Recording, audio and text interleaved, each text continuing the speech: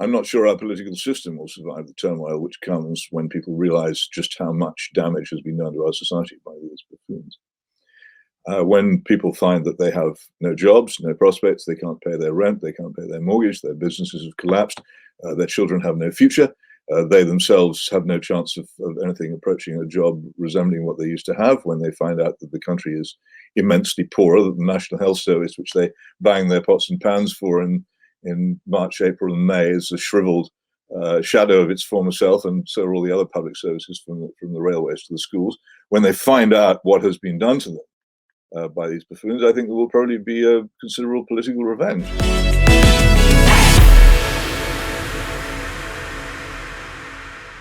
Peter, what a tremendous honour. Oh, don't get carried away. Well, I hope you appreciate how festive increasingly I've become. I've really embraced the spirit of Christmas this year. You certainly have, haven't you? Yes. I haven't got that far yet. You're not an early Christmas tree. No, I'm not. This year I probably shall, because it's so dismal in general. And normally I stick to Advent being a season of penitence and fasting. Christmas doesn't really start till the 25th in the proper calendar. But the rest of my family think that's miserable, hopeless, and impractical. And this year I'm giving in to them. Well, I mean, it's been such a miserable year. We'll talk about that a bit later on. We both agree it was miserable. I think lots of people felt embracing Christmas early on was basically the only thing that could make them happy amongst all the gloom. I think a lot of people are doing things at the moment which they would not normally do, which they would have thought were impossible, and finding themselves taking sides with people they wouldn't normally take sides with, and holding opinions which they find quite surprising in some cases as well, and finding allies they didn't expect to have. It's a very strange, discombobulating era. A bit of early Christmas is perfectly okay by me.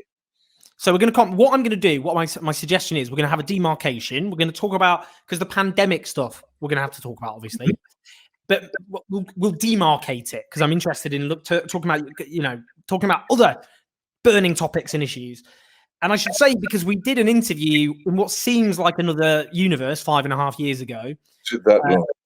It truly was. Over 1 million people watched that video. It was quite. I still get stopped in the street by people who mention that video. What I'll start with. I mean, I'm interested. One thing that I don't know how, if you find this irritating to talk about. I've got the Winter Palace behind me dangling there. The one thing that me and you don't have in common is you were once a member of a revolutionary Trotskyist organization, and I wasn't. So people always find this fascinating, that journey, why you were attracted in your younger years to revolutionary socialism, and what journey you went on very much in a different direction. It's very simple. I was brought up with strong beliefs, patriotic beliefs and religious beliefs, and I felt let down. It seemed to me I was growing up at the very end of the post-war era, when we were just about to lunge into the Profumo scandal, and we'd been through Suez. I can just remember Suez and the petrol rationing and the general feeling of woe and diminished expectations. And I got the impression quite early on that the society which I'd been brought up to live in had ceased to exist, and the things which I'd been brought up to believe in had given up the ghost. So I was quite pleased when I found that there were other things in which I could believe, and I found revolutionary Marxism very appealing. In some ways, I still do. I mean, it's a rather Edwardian set of beliefs, actually. Very simple and straightforward, and in its own way moral. And I don't find any difficulty in understanding why I did it, but I found that it was fundamentally mistaken, in my view. I still think so. So I'm completely cured of it now. But there was a lot of good training in it for me, in terms of how I understand society, how I understand politics, what I think matters, who I believe and who I don't believe. And of course, what you have read and what you have not read, and what you know about and what you don't know about. It stimulates a desire for knowledge about the world, which I'm afraid far too few people seem to have these days. I mean, it is fascinating, actually, how, I mean, there's a broad range of people, politicians who ended up senior Labour figures, but also a few in the Conservative Party who began in communist or Trotskyist movements. And it did seem to provide political education for for those who, even if they ended up in a very different trajectory, some of the people behind New Labour, Thatcherism? But I'd argue that a lot of the people we will never know, because the MI5 records of the so-called subversive organisations were, as far as I know, destroyed en masse in the fairly early years of New Labour.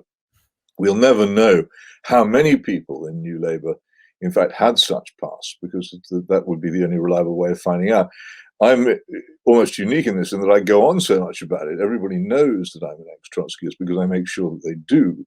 In general, the major New Labour figures who were former Trotskyists or former communists were quite reticent about it and didn't want to talk about it, and to this day don't. But there was an awful lot of them, and the most prominent of those who didn't want to talk about it while he was anywhere near power was Blair himself. And I'm still amazed, this extraordinary interview which Blair gave Peter Hennessy, must be 2 or 3 years ago now, in which he actually said, yes, I was a Trotskyist at university. I was completely bowled over by Isaac Deutsch's 3-volume biography, and I think he had friends who were in Trotskyist organizations. And it passed as if he'd never said it. I was the only journalist, as far as I know, who ever wrote about it. But imagine if Blair had, in 1996 or 1997, said, well, actually, yes, I was a Trotskyist at university. What would have happened? It would have completely destroyed the whole confection of this moderate public school boy who was leading Labour into a new era of moderation. The fact was that he was one, and he never quite said which organisation he belonged to. He began the sentence, I remember this, quite funny, when I was in the 1970s. I think he was about to name whatever sect he'd been in, and he decided that he would think better of that. I don't blame him. But a lot of them, Alan Milburn and Alistair Darling and John Reed and Peter Mandelson and Stephen Byers and Bob Ainsworth, just to name a few that come to mind without any great effort, all had some sort of revolutionary socialist background. And how much of it had they given up? I don't know. What most revolutionary socialists did was to adapt their revolutionary opinions, particularly in the direction of cultural revolution, when the idea that a working class revolution might happen became completely ludicrous after Mrs. Thatcher abolished the working class. People had to look elsewhere. And I think the Gramscian road to power seized the television studio, seized the newspaper, seized the university, seized the schools, much, much more appealing than storming the Winter Palace and grabbing the post office and the railway station, which is what we used to set out to do. I mean, before I ask you a bit more about New Labour, because I'm fascinated by that particular take on it. I mean, Thatcherism, would you not say Thatcherism, in a sense, was an assault on actually many of the things you hold dear? I mean, in terms of, the breakdown of the traditional family unit, that was really accelerated by Thatcherite economics, I'd argue. I completely agree with that. Thatcherism was a radical liberal movement. It had no time at all for social and moral conservatism. And in my view, very little for political conservatism. It was all about money in the end. I challenge people from both sides of the spectrum to name me one socially and politically and morally conservative thing which the Thatcher government did, and they can't come up with one because there aren't any. It simply wasn't about that. Same with Ronald Reagan in the United States. Conservatives still worship him, but he was not a conservative. And Reagan was grown up as a New Deal Democrat. And he didn't actually have any particularly conservative instincts at all. But there was a great confusion between liberalization of the economy and conservatism at that time, from which many people still haven't shaken free. I mean, Section 28 was certainly moral conservatism embodied, surely. That's the one they come up with, but in fact, I don't believe it was ever at any stage applied. I think there's no instance of it ever actually having been brought into action. But that's because it had a chilling effect. So I wasn't taught growing up about LGBTQ issues at school because they just avoided it because Section 28 had a chilling effect. So to avoid, they didn't talk about it. Well, maybe so. I mean, I would say that was probably post hoc ergo propter hoc fallacy. You weren't taught about it because in those days people weren't taught about that sort of thing. The idea that people should be taught about that sort of thing was really a product of the post 1997 era, it would have seemed quite odd to people to have that sort of thing taught in schools before then.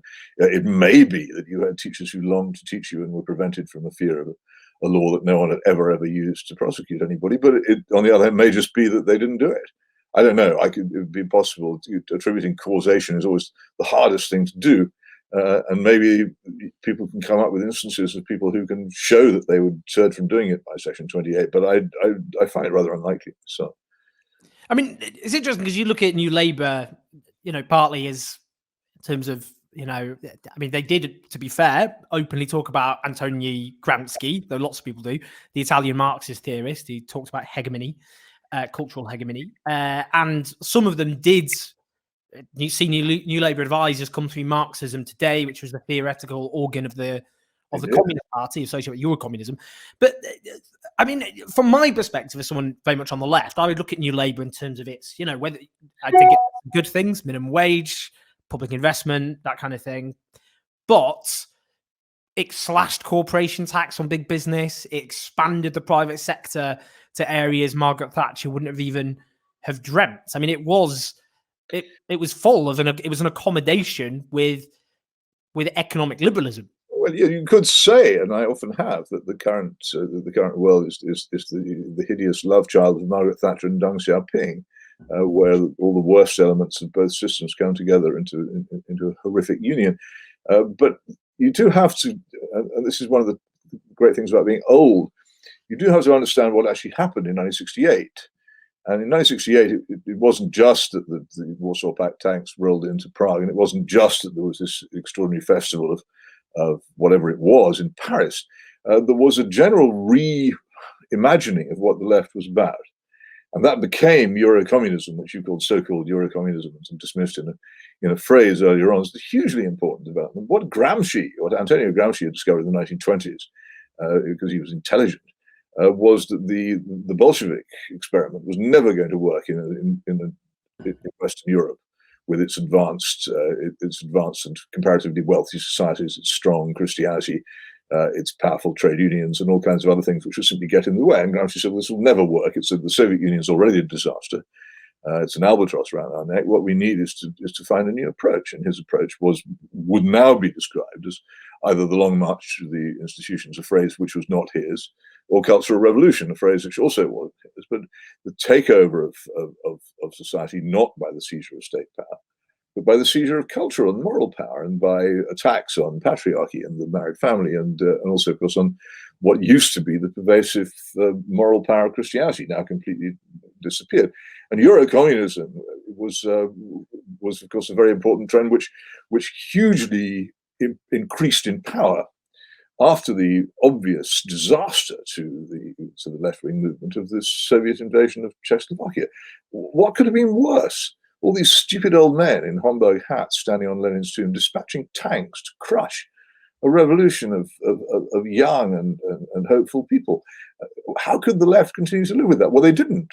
The left have learned from their disasters and mistakes, and what they learned was a new approach. And that approach is what we see now. It's very effective. It's very successful. Very few conservatives understand it, and therefore none of them know how to fight it. And so they don't. They actually accept it largely. I mean, when I interviewed you 5.5 years ago, you were pretty glum about politics and about the trajectory of the nation. And that actually, I think, was pretty understandable from your perspective, because at the time, David Cameron and George Osborne were hegemonic in the Conservative Party, the so-called Cameroons. But I must emphasize pre-pandemic. So let's go back to January, before, there was rumblings in the distance, but the pandemic was not, it didn't define our existence. It seemed very distant and far away. I put it to you, a Conservative Party which stood on that had repudiated social liberalism after the success, of course, of the Leave cause, the European Union, something you've advocated for a very, very long time, and that instead of a soft Brexit, a very hard, I would argue, break with the European Union is now imminent. And they came to power on the back of that, on a kind of national conservative program which repudiated the social liberalism of Blair and Cameron. So back then, surely you'd got everything you'd ever wanted. No, that's to mistake both me and them. I don't think that there was any real repudiation of social liberalism. Johnson himself is a profoundly socially and morally liberal person in his life. So I think one might say of Michael Gove, a man who once memorably wrote in the Times that you must have watched the film It's a Wonderful Life, in which the nice Christian town of Bedford Falls is transformed into the hideous, seething, corrupt city of Pottersville.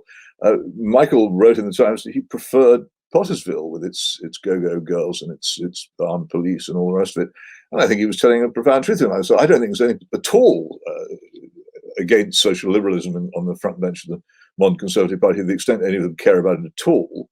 And Johnson and Gove are probably among the few who are at all even remotely politically or historically literate. They are themselves social liberals. The European issue, I never wanted a referendum. My attitude towards the European Union was fundamentally that it was a threat to the thing which I value probably above all in our system, which is our particular legal approach. First of all, the Magna Carta basis of limited government, the repudiation of Roman law in favor of common law, and the huge importance of the presumption of innocence and jury trial. And it seemed to me that in any long-term engagement with the European Union and ever closer union with it, with every other country apart from the Republic of Ireland adopting the more or less the Roman law civil code attitude towards law, our system was bound to go. And that was my non-negotiable point. I was never particularly interested in the economic side. I think referenda are actually a danger to a parliamentary democracy. They're unconstitutional and they create rival sovereignties. You have two rival democratic mandates in one society, and which is in charge. And I thought it would be disastrous, and it was. So I took no part in the referendum. I didn't vote in it. So none of that confused me at all. I'm sorry if my position is so hard to keep track of. I understand why people might find it hard to keep track of, but in fact, I am a conservative with a very small c indeed, not a UKIPper, not a Thatcherite, not a Reaganite. I dislike Nigel Farage. And one of the things I dislike him for is because he's talked openly, for instance, of legalizing marijuana. To be a completely unconservative position, and I just don't think he is. So why else do you like Nigel Farage? Free trade doesn't appeal to me either. I'm not a free trader.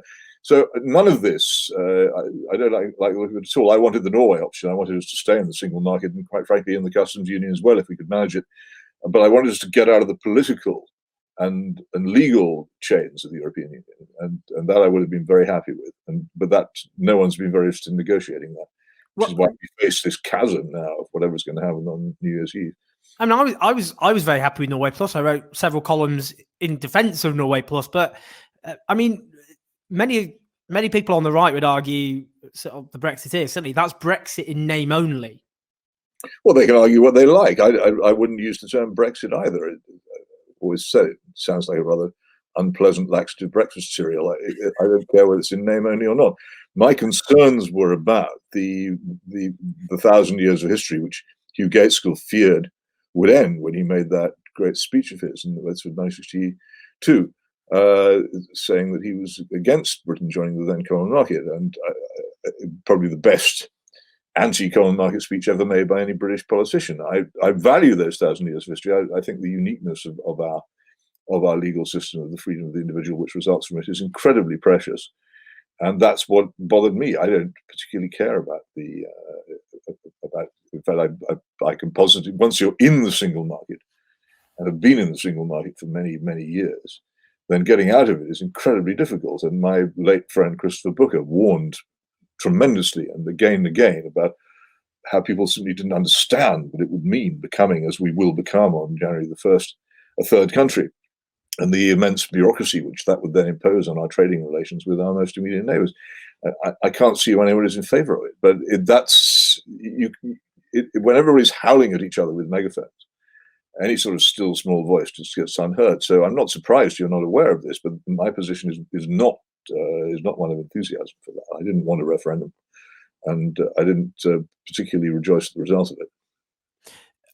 Boris Johnson. I mean, we've already mentioned him, but I could just say one thing. People will say, well, there's film of you looking quite happy the morning after. I did have a strong moment of schadenfreude because I thought the vote was at the very least a humiliation and embarrassment to an awful lot of people who richly deserved it.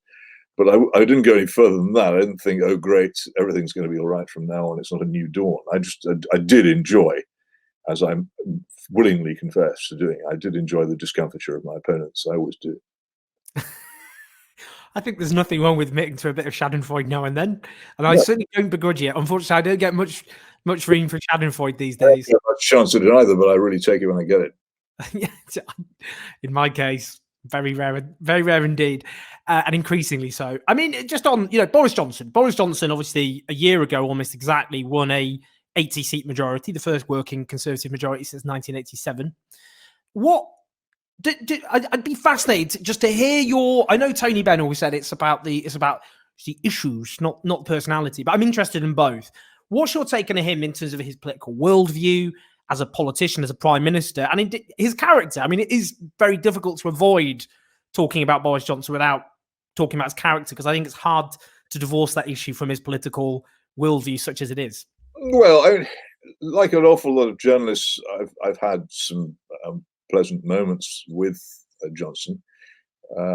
He was quite helpful to me when he was editor of The Spectator. Indeed, we cooked up together on one occasion a scheme which ended up with me applying to become Conservative candidate for Kensington and Chelsea, not with any hope, I have to tell you, of my becoming Conservative candidate for Kensington and Chelsea, but just to mess up Michael Portillo, which we both, for our various different reasons, wanted to do. And I had a book to publicize at the time.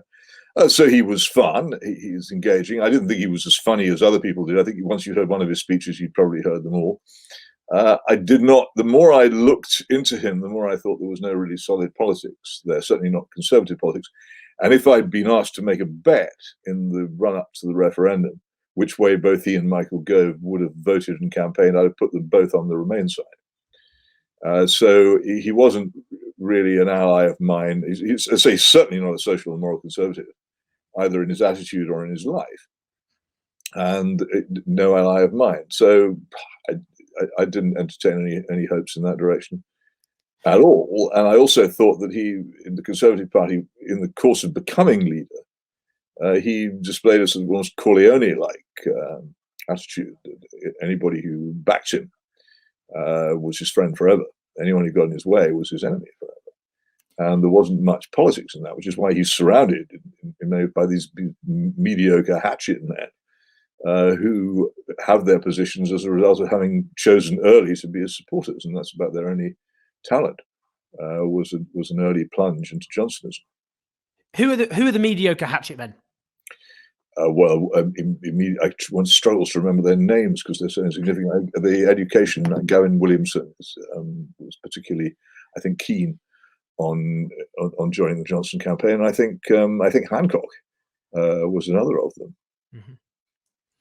Yeah, Gavin Williamson. I struggle to remember the names of modern politicians. They drift in and they drift out, and one finds it very hard to care. I used to when I was in my teens, I used to be able to name the full name and constituency of every member of Parliament. Can you imagine? I don't know half. I don't know who 9/10 of them are now, and I don't care. Keir Starmer, what do you make of him? Well, he's another Trotskyist. As we discussed in our last meeting underneath the Cecil Rhodes statue in Oxford, he was a Pavlovite, member of the strange faction surrounding a magazine called Socialist Alternatives.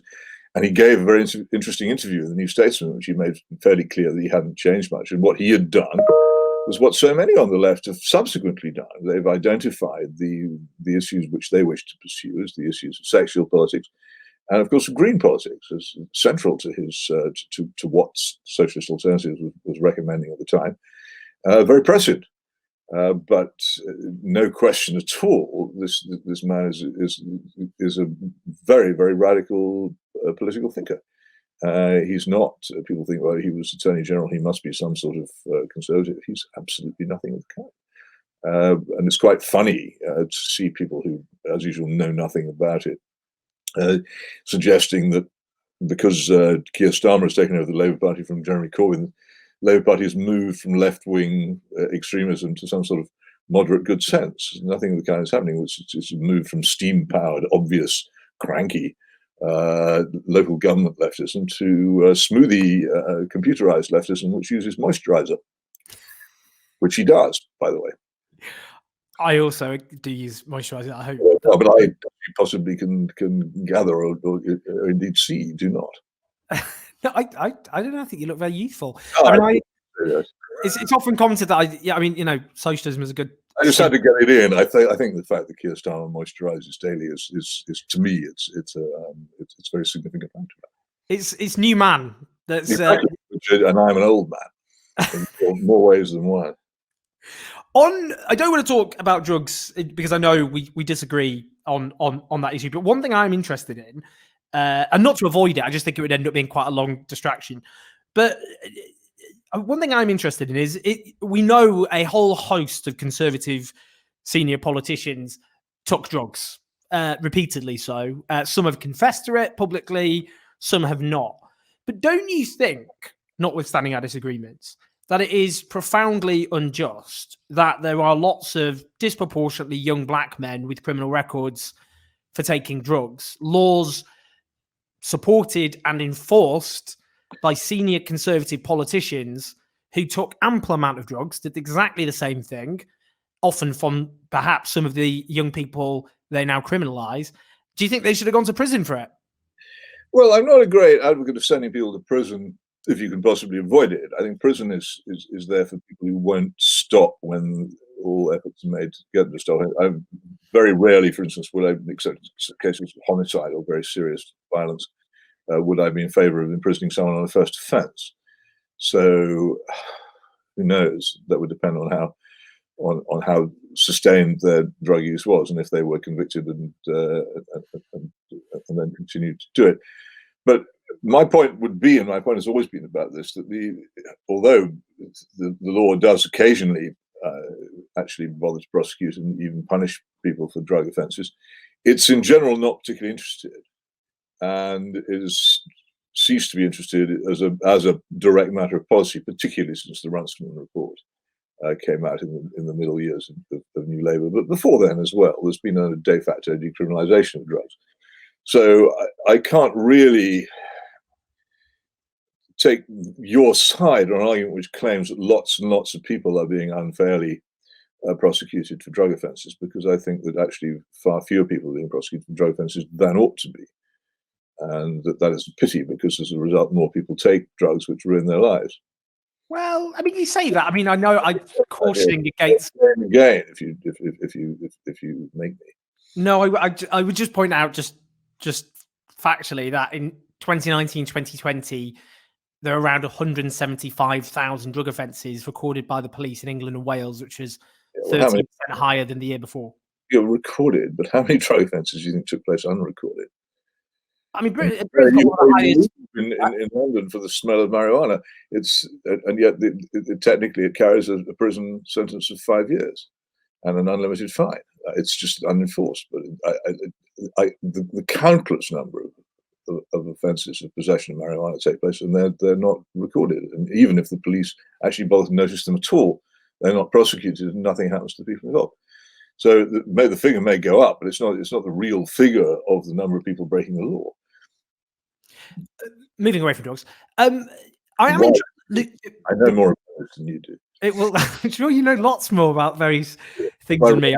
I have written about this extensively, so people can read our different opinion pieces. We actually once had an exchange of columns on this issue, so maybe they should do that. But on books, that's right. I've got a book that you have to. I know you also had a very passionate disagreement with one of the cast of Friends on Newsnight.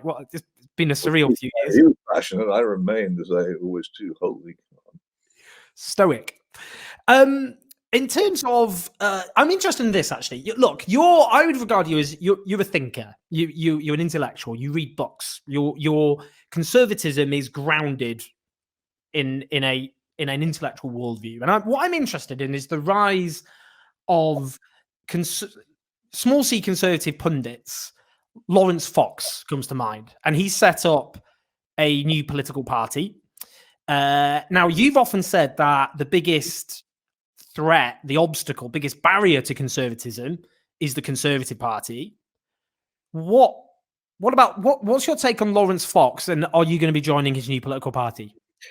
My view, in a two-party system, I must stress here, I'm in favour of the two-party adversarial system. I think it's a very great defence of liberty. As I think I pointed out to you before, the great remark of Richard Neville, the founder of Oz in the 1960s, said there is an inch of difference, which was true at the time, between the Conservative Party and the Labour Party, but it is in that inch that we all live. And the two-party system has many virtues, but one of the main ones is that the adversarial system in Parliament is a great preserver of liberty, something we're missing at the moment.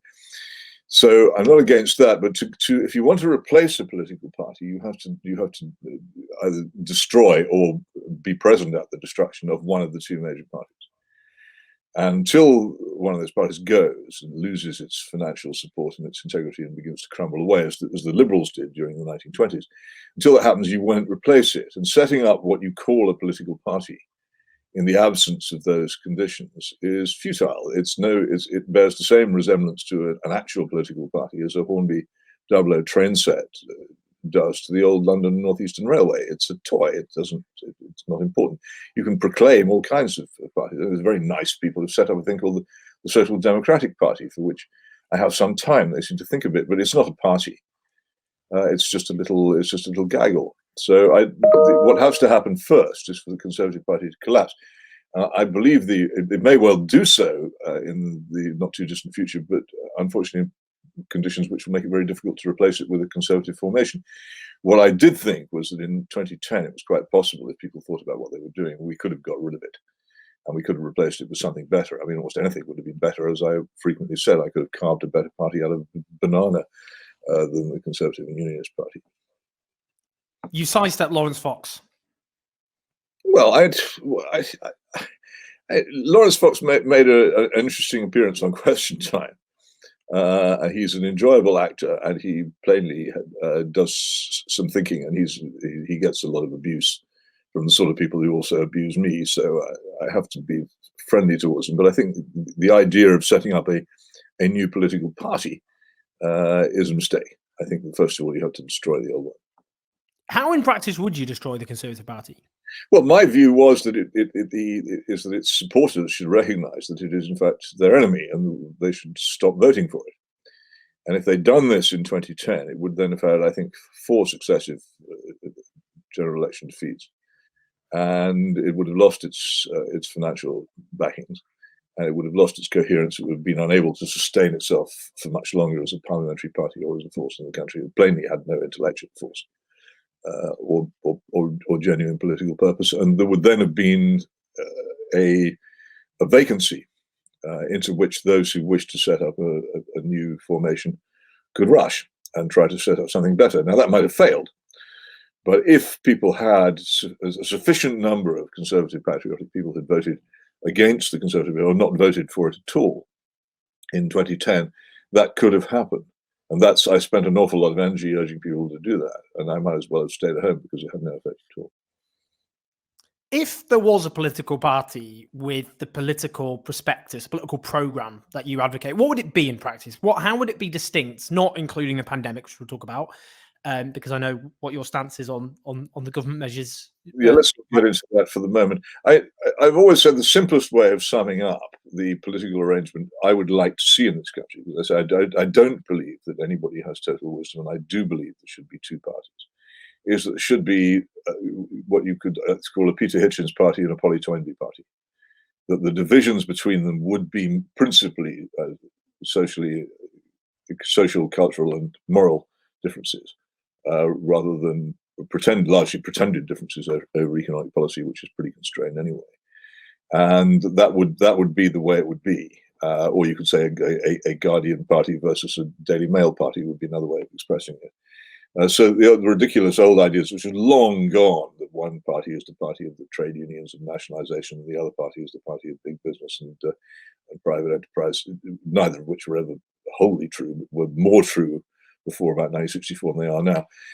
That that has to go. That the divisions in our country are not those which existed before 1964. They're wholly different, and they need to be represented by different parties. I mean, would it be unfair to describe you as I mean, you mentioned there was a party called the Social Democratic Party, which, for those who don't know, I mean, you call it a gaggle. It was a very pro-leave.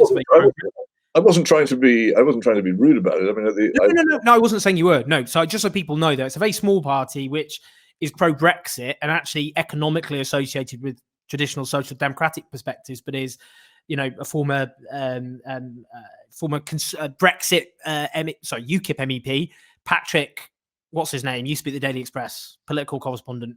Yes, I know who you mean, but his name is drained out of my head as we speak. I'm so sorry, Patrick. He's become but yeah, I know, yeah. But are you a socially conservative social democrat? In that, in the past, for example, you've made it clear, take public ownership of the railways, that you've opposed the privatisation of the British railway system. Aren't you basically on social issues conservative, but on some economic issues would be associated with the economics of the left? Oh, very much so. I recently wrote a review of a tremendous book by Professor Julian Jackson, a biography of General de Gaulle, called A Certain Idea of France, one of the best biographies anybody's ever written. I find de Gaulle far more appealing than any post-war British politician, because he merged in himself things which I think are perfectly mergeable. It's a strong patriotic feeling and love of country, and a strong desire to defend his country, along with a very social democratic domestic social policy. I've never understood quite why this rather delightful political combination has never actually become more important in many countries, and indeed it didn't long survive de Gaulle in France. But that would be and also this would also have a certain national assertiveness. And I really tire of our constant groveling to the United States and this pathetic pretense that we have a special relationship with them, which is complete fantasy. Something which de Gaulle also utterly rejected in the case of France, and he regarded the United States as in many cases a rival, and certainly not a country to be sucked up to. And as a result, he probably got more concessions out of them than we ever did by our almost incessant crawling. So yeah, I find that sort of combination very appealing, and I'm always surprised, and I think it's because the two-party system has gone wrong and doesn't allow it to develop. I'm always surprised that nothing of the kind actually arises in this country, where it would be, I think, far better adapted to our national conditions than what we have from either direction. Before I ask you about the pandemic, the defeat of Donald Trump, what's your take on Donald Trump and Trumpism, if you like? And do you think it will outlast Trump? And what was your emotion at seeing Joe Biden defeat Donald Trump in that election? Well, as far as I'm concerned, Trump was always a yahoo. He played with various constituencies and to try to persuade them that he was all theirs, but I don't think he particularly was. He can do what he likes. If people want to try and rise to power and office by behaving now, that's their affair. What distressed me was that you'd find quite intelligent Christian persons in the United States becoming his supporters when he plainly wasn't one of them. I was not, and I also didn't believe his promises about trying to restore the destroyed major industries of the United States. I didn't think he could do it, and I think he made a lot of unfulfillable promises.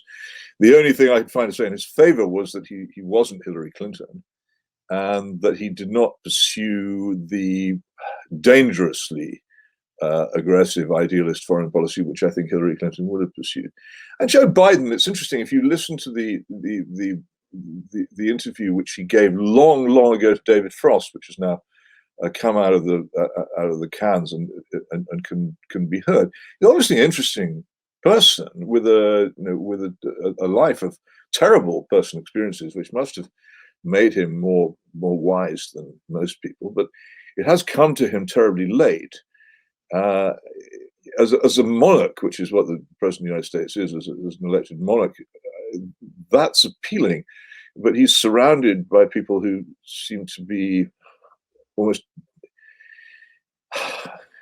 tediously left-wing in an unrealistic modern manner. That doesn't appeal to me. So I can't, my spirits neither dropped nor rose as a result of the election. I didn't really have a dog in that fight.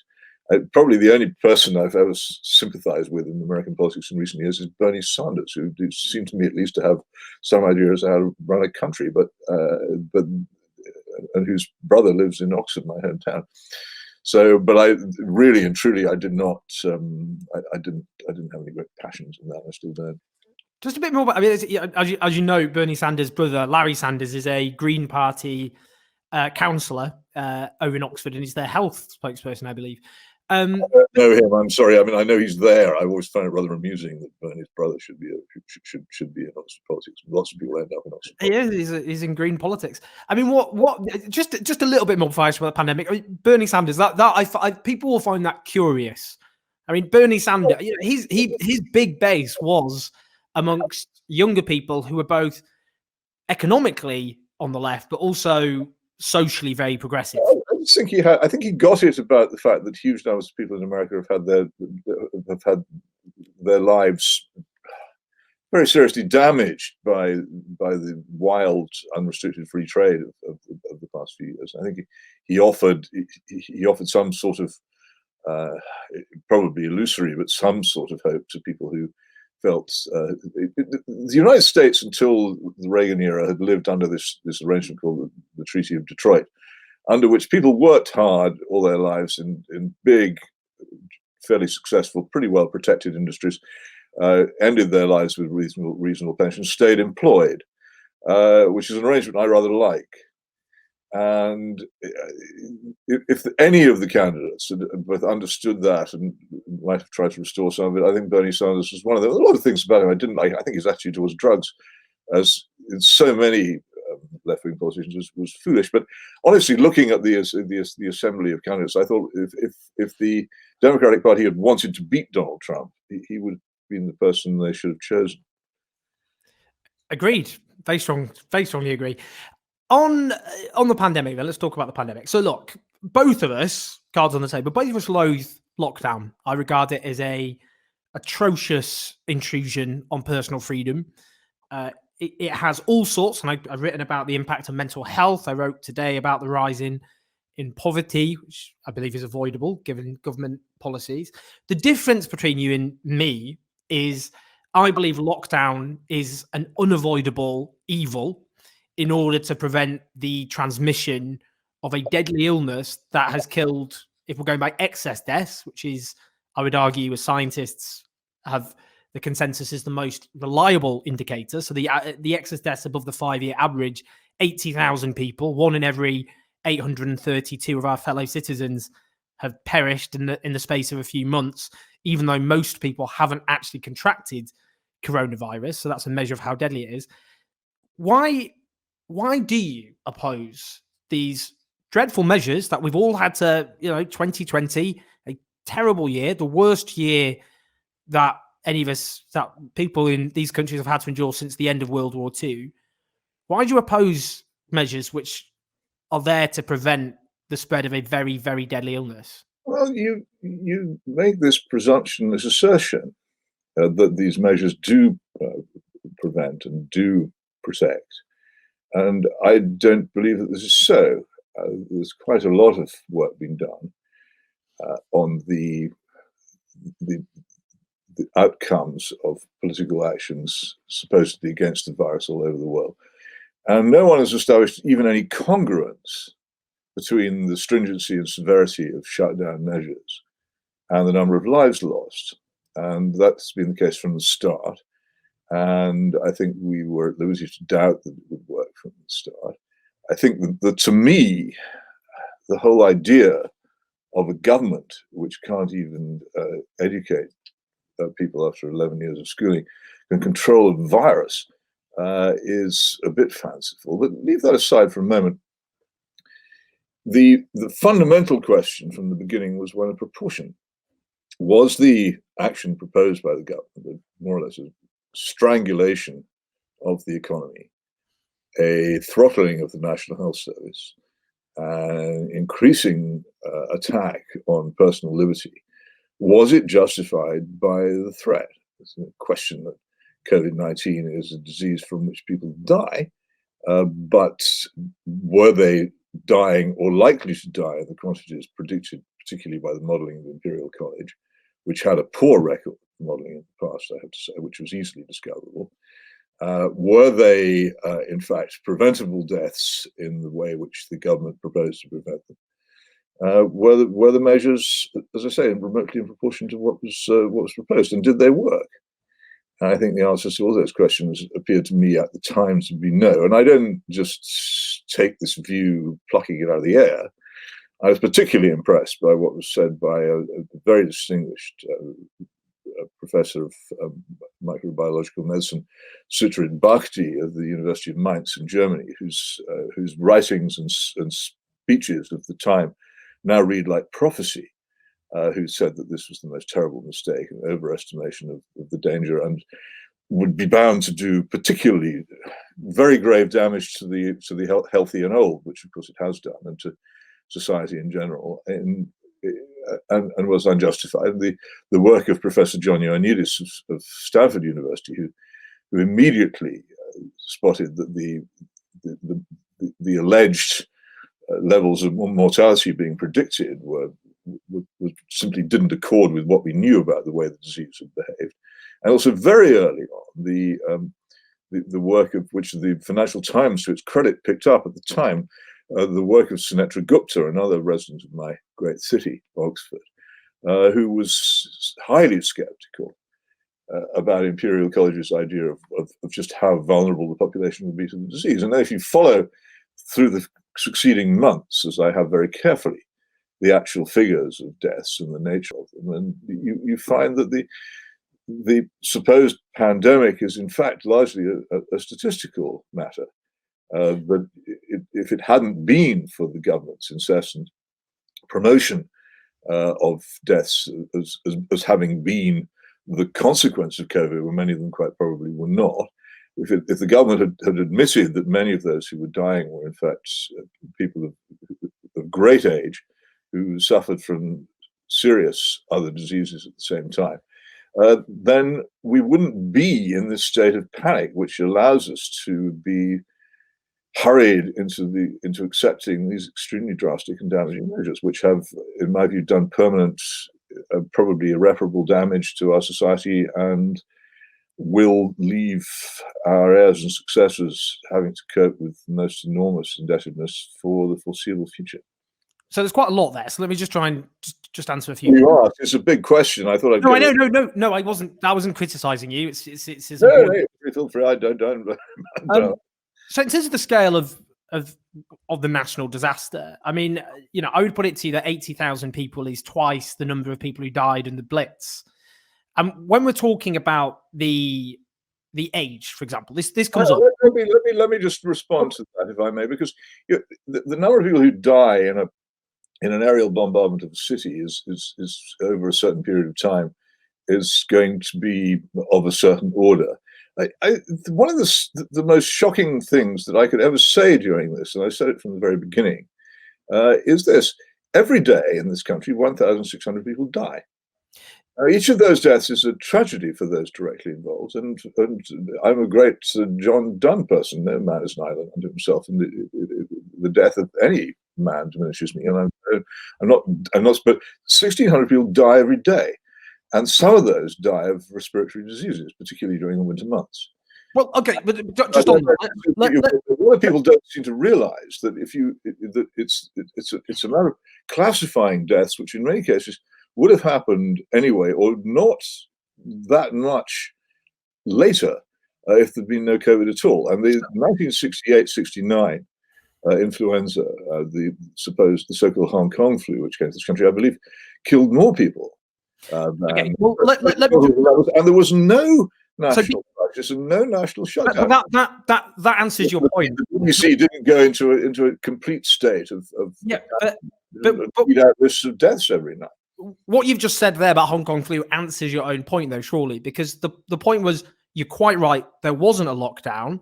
It did kill a significant number of people, but based on the circulation of the flu across the entire population. The difference is, in this particular instance, severe lockdown measures have happened.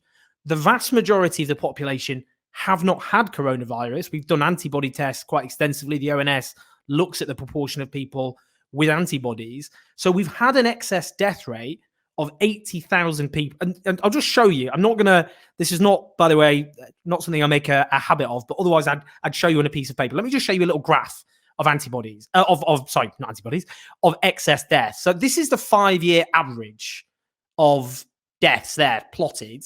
And then you can see what happened in March. We have a huge increase in excess deaths. And then as lockdown measures kick in, it decreases. And then what we've had, as the economy was reopened without a functioning test and trace system, which they handed to Serco, those excess deaths, which now correlate, by the way, with the number of people, because testing's improved, dying of coronavirus, have gone up again and ended up already about a fifth above average. That is a huge, huge increase in deaths. In fact, there's no precedent on our records for that increase in deaths. You're wrong about there being no precedent. I mean, there are very frequently in this country, there are not since those comparable records began, which don't have a battle of graphs. I've brought some of my own, but there's a very useful website called In Proportion, which goes into the numbers of occasions on which it's generally influenza rather than coronavirus. The number of occasions in recent years on which there have been very large numbers of excess deaths during the winter, almost every year in this country, as you will know, because the National Health Service has been reduced to its minimum possible number of beds, and probably too few. Almost every year, the National Health Service has a winter crisis in which there are excess deaths. And it's not by any means unprecedented or that big. There's also the other question of classification. And people, you would actually get Jenny Harris, I think, the Deputy Chief Medical Officer, saying quite early on, many of these deaths are deaths of people they're deaths of people with COVID, but that's not to say they're from COVID. But an awful lot of deaths were classified as being as a result of COVID, which were actually deaths of people who had COVID, who had several other serious conditions as well. And you know as well as I do, the average age of death from COVID in this country is 82, which is slightly higher than the average age of death in general. So on that,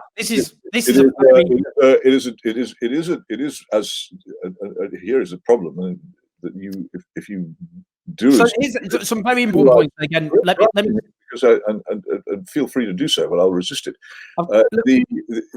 We've been quite successful in recent years in keeping old people alive for longer. But okay, but can I just answer a few of those points though? Because otherwise there is a difficulty. If respiratory diseases come along, then old people, particularly once you have cardiovascular conditions, will die in larger numbers because they have been kept alive successfully longer. It's a measure to some extent of our success. But to make out of this that what we're suffering is something similar to the so-called Spanish flu of 1918 is simply false. It isn't on that scale. It doesn't begin to approach that scale, and it doesn't justify the level of national panic and frenzy which has followed from it. No one's questioning that there are people who have died. Okay, well let me respond to some of those points just quickly. If you're going to list excess deaths, you also have to list the very substantial numbers of excess deaths, and the research is still coming in on this, of people who died because they missed cancer appointments and treatments and all kinds of other things as a result of the general turning away from the health service, which was brought about by the panic spread by the government and large parts of the media, which kept people from going for vital medical treatment. And a very large number of non-COVID excess deaths can be recorded here as well. And you have to be careful to separate those. The statistical issues of this are very complicated. But let me just come back quickly, Peter. Come on. John Lee, the noted pathologist, has pointed out that it's a lot of the deaths which have been recorded as COVID may not actually have been so. And now we have this really strange thing, which is that both influenza and pneumonia seem to have practically disappeared from among us. Well, they haven't. But let me just. But they don't the deaths from them are not being recorded. There's a difference, as same as in recorded crime and recorded deaths. There's a difference between recorded deaths and the actual facts of what's necessarily going on. So, Peter, come on. I think it's fair I just have a little response to some of those points. Go ahead. So, in terms of, you're quite right, we have had excess deaths significantly above the 5-year average in previous flu epidemics. We haven't had 80,000 excess deaths from a flu epidemic in this country. That's just not the case. But also, I didn't say we have. It's also based, and this is a really critical point, not only haven't we had anywhere near 80,000 excess deaths from a flu outbreak, that's despite the fact there haven't been. Let me answer that, Peter. So I'll just make this point. I'll make these little points. Then I promise you can come back on them. With the flu is allowed to just circulate around the population without restrictions. In this case, we've had 80,000 excess deaths, whilst we've had huge restrictions, which have prevented the vast majority of people in this country from contracting coronavirus. Now, if we'd allowed coronavirus to circulate like flu, those number of deaths would be much higher. And that point is a really important point about when people died. This idea that these are very old people who were going to die soon anyway. Repeated studies, including one in the United States recently, found that those who died after contracting COVID-19 on average lost nearly 10 years of life. And part of the problem when we talk about underlying health conditions, which has always been discussed in relation to COVID-19, is there's a misconception amongst some that means they're at death's door. But in America, a quarter of people under 65 have underlying health conditions. Now, clearly, obesity and other of these conditions definitely increase the risk of dying from COVID-19. And the other point is, and this I really think speaks to the point you're making about the economic impact, is the studies show, including one study from 49 nations in the OECD countries, these are advanced economies across the world, using COVID-19 data and economic data, found that those that locked down the swiftest and harshest tended to have a less bad economic impact as a consequence. That the problem with our case is the government locked down too late, allowing the virus to enter into bigger, broader circulation than would have been the case otherwise. That if they'd locked down earlier, the infection, the outbreak would have been less. The lockdown and the disappearance of consumer confidence would have been less. And we would have had, instead of having the worst death toll and the worst economic hit potentially in the whole of Europe, we've got the worst of all worlds at the moment, we would have had less of an economic impact and less people dying. So that's the point I'd make to you. Well, yes, you're right. There are excess deaths caused by flu, but there's not a precedent for those excess deaths. And that's despite these extreme measures. If we locked down quick, it would have been less severe. And people are dying 10 years before they should have done. There are comparable precedents for those excess deaths, not exact ones, is my point. And they're not out of the same class. But your most fundamental assertion, and one for which you can produce no evidence because there isn't any, is that these shutdowns actually prevent the spread of the disease. I don't think anybody actually believes that the spread of the virus can be prevented. All it can be done, even in the view of the advocates of these measures, is that it's delayed. The famous flattening of the curve, the squashing of the sombrero, which we were promised would be achieved by Mr. Johnson's shutdown. Now, the key statistic here, which demonstrates that this didn't actually happen, is that in this country the number of deaths peaked on April the 8th, and the shutdown was announced on March the 23rd, and I suppose one could assume it was underway within a couple of days. But let's assume that the shutdown actually began on March the 23rd. That's 7 days of March plus 8 days of April. That's 15 days. But the time from infection to death of coronavirus is roughly 4 weeks. So here's the simple fact: the peaking of deaths did not result from the shutdown. The problem with as I said before, repeated examinations of the congruence or connections between severity of shutdown and numbers of deaths do not show any such congruence or any such result. So not merely do you not have any causal proof that these measures have prevented the spread of the disease. You don't even have a correlation on which to base it. And you should stop saying it. But the whole thing is, because this is universally accepted by the BBC and by the government and by a very large proportion of the media, you can go around saying over and over again, well, these lockdowns saved lives. These lockdowns. I mean, just absolutely. You had a very long go, and I restrained myself with huge determination from interrupting you. So please do me the same favor.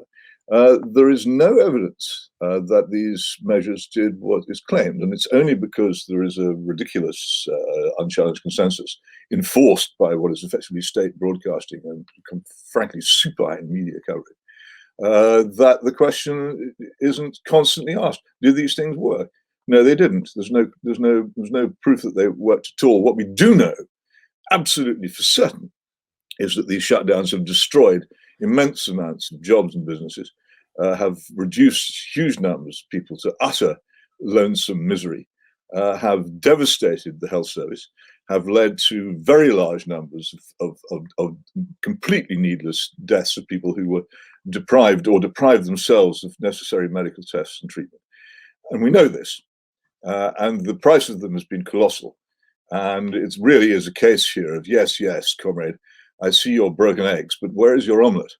Masses of broken eggs as a result of this policy, and the economic consequences. And of course, if I talk about the economic consequences, someone, I hope not you, will accuse me of caring only about money and not about life. But the economic consequences of this have been so catastrophic that people can't even begin to imagine the narrowness and misery of life in the future, which is going to be visited on people as a result of an economically, politically, and medically illiterate government imposing on the country disastrous measures which were wholly ineffective, totally unnecessary, and deeply damaging. So on the point you make about when deaths distanced compared to when the national lockdown was introduced, which you're quite right, was the 23rd of March on the Monday when Boris Johnson addressed the nation and ordered the total shutdown of the country imposed by law. You're absolutely right about that. I know I am. What I think is important to note is 1 week earlier, the government told people not to go to their offices, not to go to the pub, and to avoid non-essential travel. And obviously, a few days after that, before the lockdown, all pubs, bars, and those were shut down in the country. And even before that, week before, when the public were told to socially distance, it wasn't imposed by law. Millions of people started to do that. Indeed, many had started to do that before that Monday. But the difference is, if the government, and this is the point about the economic devastation, and that's why the peak in deaths you're talking about doesn't seem to correlate in the way you would expect on the 23rd, because millions of people were already taking drastic measures. Just that point, though, that absolutely critical point about the economic consequences, the studies show that countries which managed to contain the virus, which took measures earlier on, had less of an economic consequence than this country. We've got the worst death toll in Europe, and also one of the worst economic consequences. If we look down here, we wouldn't. The problem with this country is that it's largely destroyed its manufacturing sector, which is something I think we could both agree on.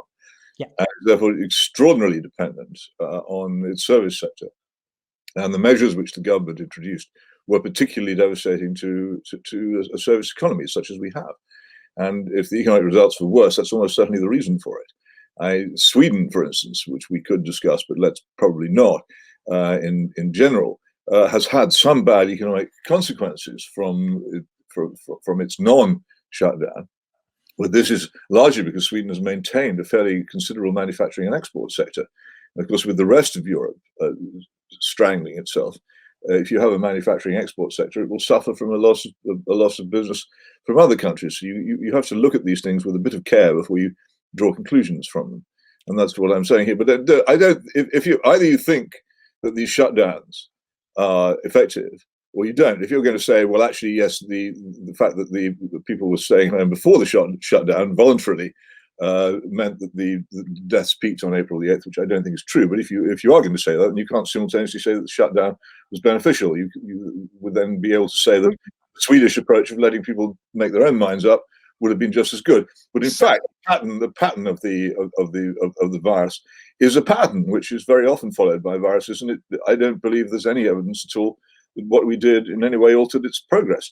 It did what it did, and then it faded away. And we currently have a largely statistical second wave, which the government is struggling by dispatching huge numbers of people into the country and advertising frantically for people to come and be tested, is struggling to maintain through statistical means. Well, we can see that. The original wave of the virus is a pretty standard pattern. If you look at the virus, I mean, on that, all away.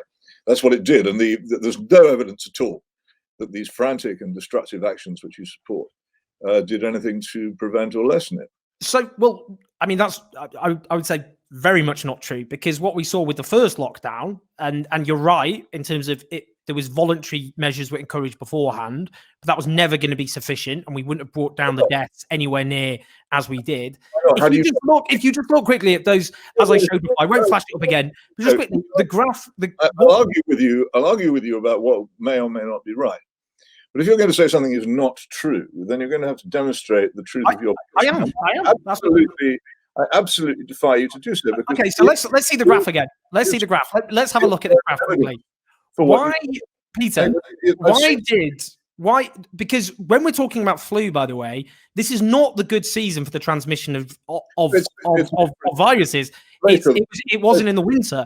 Why did it go up so steeply and then so steeply decline as lockdown measures kicked in? That shows, and we've seen this across the world, if you stop people interacting with each other, then by definition, they can't spread the virus to each other. That's why the infection rate collapsed and then eventually gradually came up again as the winter months come in and people are inside more. We just agreed that the lockdown measures didn't kick in. We just agreed that they couldn't conceivably have kicked in quickly enough to produce that result. They did. No, they couldn't have done. They just started. The infection rate started to come down, just not sufficiently. Owen, answer me a series of questions. What is lockdown supposed to prevent? Lockdown is to stop people interacting with each other in close proximity, particularly indoors. With the aim of preventing what? Of infecting one another with a contagious. The time from infection, which you say lockdown is supposed to prevent, the time from infection to death is approximately 4 weeks. 3 to 4 weeks. How long? No, approximately 4. How long? Assuming, which is probably untrue, that lockdown began the moment Johnson ordered it on March the 23rd. How long is it from March the 23rd to April the 8th? But as I pointed out, lockdown. As I pointed out, millions of people started to isolate before they were told to by the government. If the infection rate came down, compulsory lockdown. Lockdown were preventing infection, then it couldn't conceivably, given a period from infection to death of 4 weeks, it couldn't conceivably have led to a peak of deaths on April the 8th. Of course it could, for the reasons I've explained. If you had less people interacting with each other because people were working at home, traveling less, socially distancing from each other, which took place significantly before the national lockdown, which is the only way of bringing down infections in a drastic way, then of course you have a peak on April the 8th. I'm sorry, I've just won this bout and you haven't noticed. But you haven't, Peter. No, by definition, the infection rate started to come down, but not anywhere near the amount needed without a compulsory lockdown. That's why we had a compulsory lockdown. Infection to death is 28 days. The time from from Johnson's shutdown to the moment when deaths began to fall is 15 days maximum. What's the difference between 50 and 28? Yeah, but the week before the lockdown, people in those 2 weeks beforehand, particularly a week before, millions of people voluntarily, at the instruction of the government, started to. So by definition, Peter, think about it. Of course, there were lower infections because people started to socially distance, wash their hands, and all the other things we were told to do. But no, not enough. That's why we had to have a drastic lockdown, which then would mean a sustained collapse in infections. No, but this is a nonsense, because what you're saying is that without the lockdown, which you say created these results, without the lockdown, the infections were already being reduced. You can't have it both ways. No, Peter. The point of a lockdown. The story of the Chinese executioner. Would you like to hear it? Go on. Okay, well, there's a very, very famous Chinese executioner who used to go around China cutting people's heads off with such skill and artistry that crowds had come to watch him do it. And on one occasion, he came to a small provincial town, and he was confronted by the condemned man, and he came into the execution chamber in front of an invited audience who paid good money to watch, and the executioner began to twirl his sword about in a rather, frankly, finicky manner, and did this about 5 minutes. And eventually the condemned man said, well, I keep hearing what a wonderful executioner you are. But so do you think you'd mind not faffing about anymore and just get on with this? And the executioner said, kindly nod, please. Because the victim nodded and his head fell off because he had already been executed. The same thing's just happened to you. You just don't realize you've lost the argument. Peter, I can't do it anymore. It's such an obvious point. Let me just put this to you, just so we're absolutely clear. If you tell the nation there is a deadly virus in circulation, that they should not go to the pub, they should not go into the office, they should not travel, and they should not socialize, then you will get a fall in infections. But it will go down only to a certain level because it's not enforced by the law. And therefore, a significant number of the population will not observe those instructions which are not backed up by law. That's what we had before the lockdown was announced on the 23rd. So, of course, infections were going to come down from where they were based on telling people there's a deadly illness and you need to avoid doing these things. But they would only come down to a certain level unless you then have a compulsory national lockdown, which is then what happened. I don't know why that's hard to understand, but it's a very, very basic fact. And the point you made about Sweden has had 6,798 deaths. Norway has had 334, and Finland's had 399. You're wasting time. It's not a fact. It's an opinion which you hold, which you can't actually back with fact. Well, I can point out that less people are being infected, and therefore as a consequence. You're welcome to it, but it doesn't. And also, it's contradictory. If you simultaneously say that lockdowns were necessary because they prevented deaths, but also then to say, but actually before we had a lockdown, we were.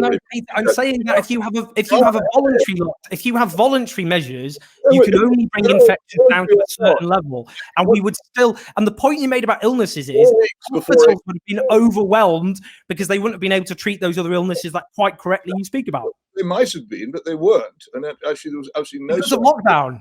No sign at all that they were going to be. And Fraser Nelson has written a very interesting article on the lack of overwhelming in our hospitals at the time, which simply didn't exist. And it only needs to be looked up to find. He got hold of the figures. And I commend it to you. Okay. But I can't, there's no point in going over this. You're mistaking your opinion for a fact. I'm just pointing out that if you have social distancing before a national lockdown, you will bring down infections, but just not to the degree that you need to prevent lots of people from dying and the NHS from being overwhelmed. But we're going round in circles, so we should probably wrap this up. I'm staying in the same place. You're going round and round in a circle, round and round me. Your argument is indeed circular. Nothing can assail your position. Okay, well, I have been decapitated. As you pointed out, my head has been removed. So we should probably leave it without noticing it. It's a good metaphor for that. Okay, as I've said, my head has been duly decapitated. Honestly, finally, let's just wrap up quickly.